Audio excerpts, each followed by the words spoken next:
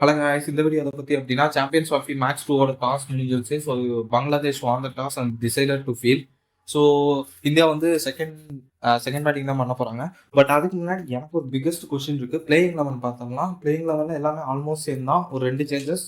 ஜடேஜா உள்ள வந்திருக்காரு வருணுக்கு பதிலாக. அதே மாதிரி ஹர்ஷதீப் சிங்குக்கு பதிலாக உள்ள வந்திருக்காரு. இது எந்த மாதிரி சேஞ்ச் இவங்க கொண்டு வந்திருக்காங்கன்னே புரியல. ஏன்னா நான் அனலைஸ் பண்ண வரைக்கும் துபாயில் ஸ்விங் பண்ணுற பவுலர்ஸ்க்கு நிறைய விக்கெட் விழுந்திருக்கு.